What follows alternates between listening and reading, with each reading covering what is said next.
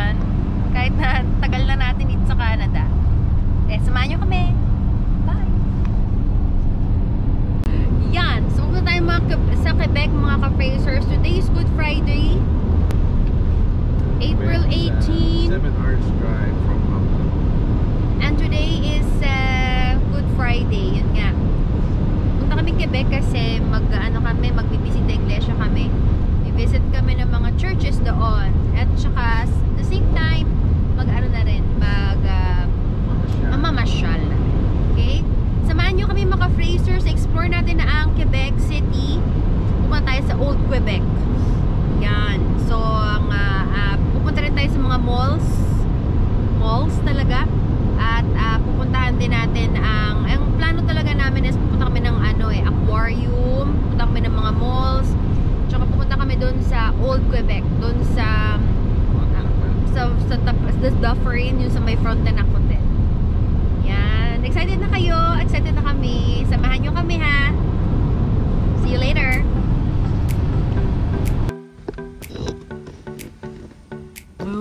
Nahanap mo. Pagkatapos umiyak-iyak. Suklay niya. Ngayon, nahanap niya na. Ayan, mga Frasers, dito na tayo sa Quebec. Nagpasa tayo ng boundary ng Quebec and everything is in French already. So, kailangan ni 4D mag-translate ng French fries sa French words. Okay? Yan. Parang New Brunswick pa rin naman. Pero wala pa tayo sa city, mga Frasers. Medyo malayo-layo pa ang Quebec City. So, mga 2.5 kilometers. So 2.5 kilometers. 2.5 hours. Yeah, okay. So let's drive and babalikan namin kayo ulit after 2.5 hours. Bye. Ang ganda. Frozen Lake. Ice skating na tayo, guys. So mga ka-Frasers, kung mayroong nagyayalong lake dito, hindi natin alam kung anong lake yan, pero look at that, it's color white, pero pa rin siyang partly siguro na icy pa rin siya. Medyo malamig pala dito, St. John's River, maybe. Yan o, kahit na spring na nakikita nyo, marami pa rin siyang mga yellow, yung mga white na nakikita nyo, mga yellow pa rin yan. Mga tumigas na snow. Yan. Saan tayo? Yan, masasaya mga tao dito. St. Louis do. St. Louis do. Haha. Haha nga. Ay, bien. Ça va bien? Bonjour. Bonjour, je m'appelle Angie. Salut. J'habite à New Brunswick. Hein? J'habite à New Brunswick. Estoy papa. September 2022 para December 2026.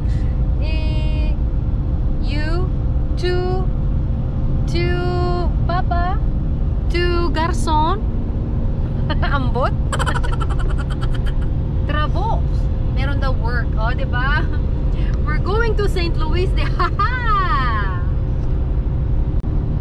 So, yan. May parang tayo sa Ilocos Norte. Ayun ang mga windmills ng Quebec. Nakita nyo. Isang 1, 2, 3, 4, 5, 6, 7, 8, 9, 10, 11, 12, 13, 14, 15, 16, 17, 18, 19. Yes, 19 windmills. Yung mga pulis dito. Yan o. Ayun yung mag-disco kanina eh. Simple yan.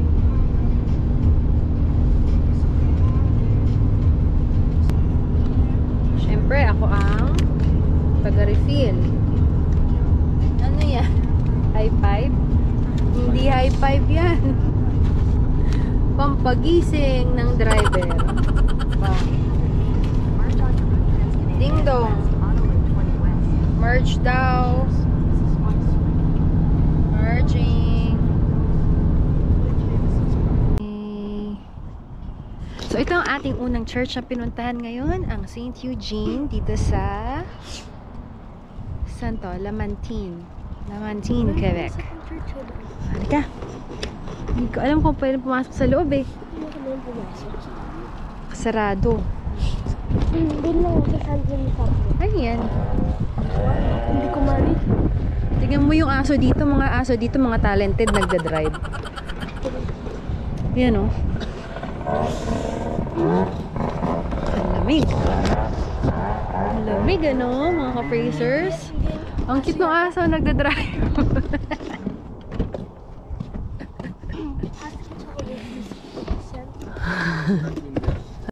Yan mga ka-frasers, ito na ang traffic dito. Nakita nyo? Yun ang traffic. Traffic na. So mga ka-frasers, dito na po tayo sa may Quebec and city. At wala pa pala. Hindi pa pala ito yung pinaka-city. Nasa outskirts pa tayo. Pero yung traffic na-experience na natin ngayon, ano? At yan. So marami ako nakikita ng mga New Brunswick plates. Siguro Traffic ah. nakita mo mga New Brunswick plates. At isa na kami doon. Yan. So mga ka-frasers, mag-ano lang tayo, tawag ito, church hopping, at magbibisita iglesia tayo. Unahin natin yung pinakamalayong church dito sa listahan ko, at yun ay yung Saint Anne. So sabi nila si Saint Anne daw is grandmother ni Jesus, grandmama ni Jesus. Tapos healer din siya ng mga healer siya ng mga may kapansanan, may mga sakit, kaya maraming mga pilgrims na pumupunta dito. Tsaka unahin natin siya kasi libre ang parking dito sa St. Anne's, hindi katulad dun sa Notre Dame de Basilica de Quebec, may bayad yata. Hindi ko sure, pero unahin natin kasi napunta na namin to last 3 years ago, I think. Pumunta kami doon noong summer of that year. Kaya medyo familiar na kami dun sa place. And subukan natin na pumunta dun sa falls. Ano ba tawag dito? Side trip daw yung Montmorency Falls. So yun, isang falls dyan sa malapit sa St. Anne. Okay, let's go naman. Tingnan muna natin. Ang haba ng biyahe, pero malapit na tayo.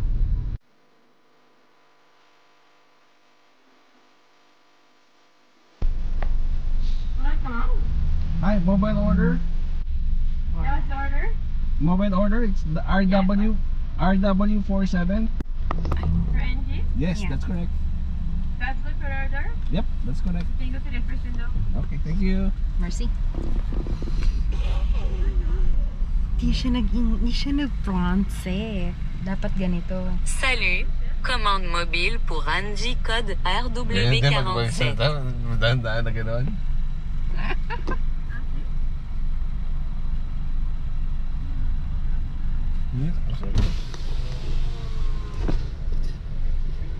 Ang init na dito sa Quebec mga ka-frasers. Tayo ay yan, magsha-shades tayo para hindi tayo masilaw. Diba? Hi mga ka-frasers! Kain po tayo! Dito nag-order kami ng French. Ano sabi sa'yo? Yan ako kung poison daw. Sabi ko na poison. I don't eat poison. Poison! Kasi dito, kasi ito poison. Poison. Filet de poisson. Filet of fish. Filet de poisson. Yung pala yun. Ano pala nitong filet de poisson na to. Be careful, baka may poison. Uy, pero medyo tayo ngayon. Dati nung first time namin pumunta dito sa Quebec, parang nanginginig kami na hindi namin alam kung anong sasabihin. Sa McDonald's, nagalit mga sa amin, Oo, pero ngayon, naintindihan na namin. Siya kasi 4D, nakakaintindi na siya ng mga French words. And because of Duolingo, wow, nag-promote pa. Duolingo.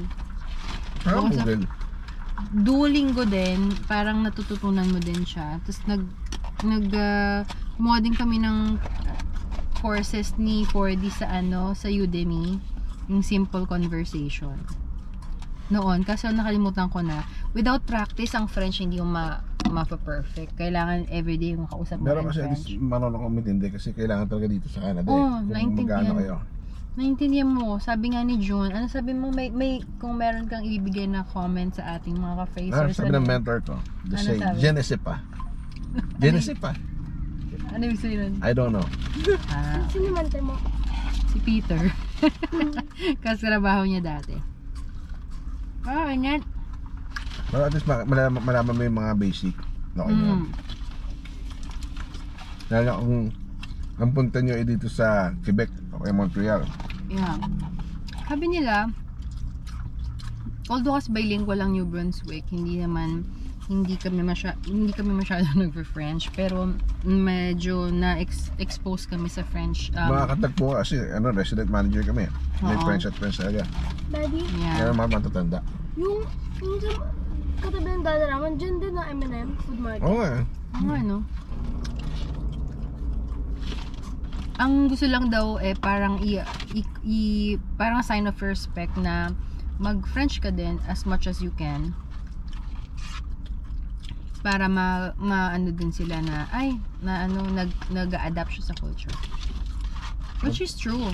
Tayo di ba kapag may foreigner sa Philippines na nagtatagalog, para ay, ang galing, nagtatagalog siya. Di ba? Ganon din sila. Kaya kung sabi mo lang na hello, bonjour, merci, thank you, how are you, ça va? But kung talagang napasubo kayo, huwag nyo nang sabihin. Di ba yung kanina? Kanina, kamuti ka nang mapasubok. Sabihin ko, bonjour. Pag nilat-lat ako doon, talagang tuloy yun. Kahit naman nag-English ko kanina, sabi ko yan. Kahit naman nag-English ko kanina, sabi ka dyan yung second window ng McDonald's. Sabi ko na lang, ha? Bonjour, mobile command, Angie. Bonjour na. Hindi pa rin sila nag-English. Which is okay. That's Canada life, mga phrasers. Lalo kung punta kayo dito sa New Brunswick, French talaga. New Brunswick? Yeah, New Brunswick, Edmundston. French. Sa part natin sa DF, maraming French talaga. Edmundston, French din yan. Tsaka lalong-lalo sa Quebec. Most of the hindi talaga. Dito sa Quebec, lahat yan straight. Montreal, ganun. May Tyson, no? Nasa Quebec, Tyson. Pagday, mga ka-freshers! Marami ng mga immigrant dito. Kasi mga business niya tayo. Ang kausap nga natin kanina, di ko alam eh. Pero alam mo, nakakatuwa. Meron ako napapanood ng mga vlog na taga dito sa Montreal or sa Quebec. Meron silang aral talaga. Nag-aaral talaga sila. Natututo sila talagang Pinsan mo, makipag-converse. diba? Pinsan ko, yung mga anak niya, na siya. Naman talaga. Talagang fluent na kasi dito naman sila pinanganak. Pero what I mean is like magmamigrate ka. Tapos dito talaga ang diretso mo. Yung sa Kilab, diba? Kasi ng Quebec, magkaroon talaga yung bata mag-French. Kung dito ka talaga, yung isa din. Kasi sa school din kailangan mo rin mag-French. Kasi hindi ko alam kung may Anglophone dito sa Quebec. Galing sila Montreal. Shout out to Juvie, hello. The best magluto ng igado. At saka ng baked sushi. Thank you. Ubus eh. Yeah. Shout out naray ko. Shout out sa aming mga kabatbahay na sa Kilam. Grabe, binubusog nyo kami ng inyong mga luto. Si Michelle. Shout out sa iyo, sis. sa pag-aluga kay George. Saka sa pag-aalaga sa aming pet. Akala nyo anong pet namin, mga ka-phrasers? Ang pet namin ay 4 sila. 4 na isda. Ang init mo yun? Init! Sige mga ka-phrasers, kakain muna kami ha. See you later sa aming St. Anne's Church. Okay? Bye!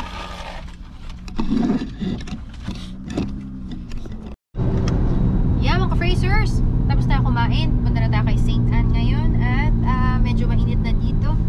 And the weather is 14 degrees Celsius. Wala naman masyadong snow. And nandito tayo sa river ngayon. Look at that. river. Ito yung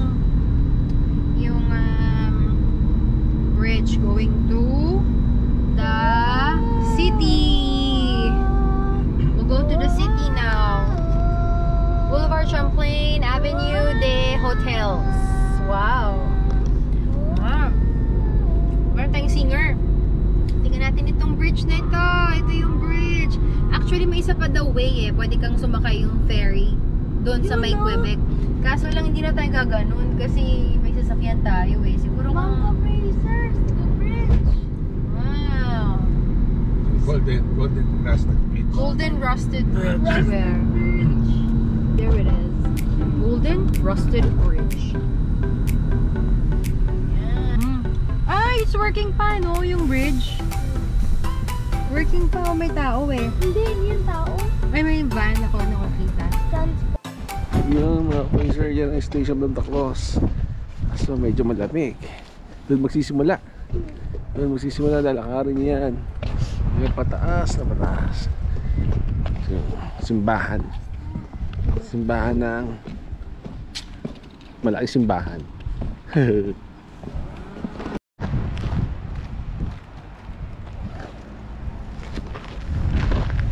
You know.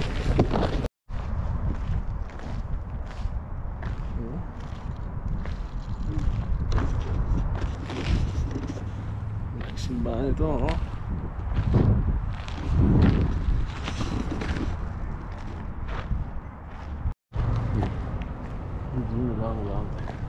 Hello mga Frasers! Ayan, ang ganda ng St. Anne Church dito. Ang laki oh. Kita nyo yan oh. Sasakay Akyat tayo dyan mga Frasers. Tingnan mo natin from the front kung anong itsura ha. Yan. Ang ganda. So far ito ating second church today. Tapos titingnan pa tayo mamaya iba pang churches. It's our second time here. Ayan o, laki ng church. Pasok tayo dyan ngayon. Yan. Let's go.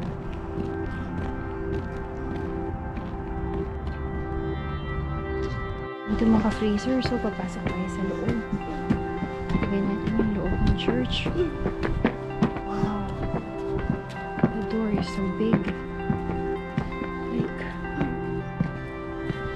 look at that.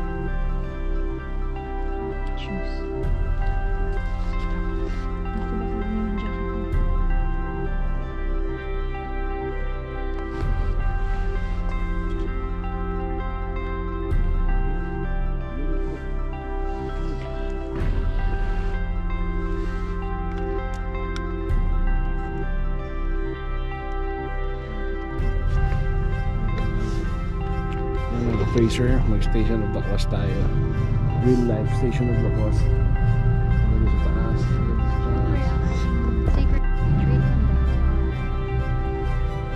Ay pus ha.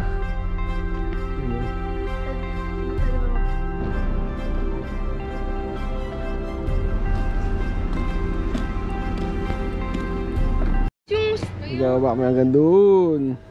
Nasa old church yan. Mas bigger yung merong butas. Ha? Kaya bababa kami. Goodbye, mommy. Ford, huwag magulo. Madulas yan ha. Danger.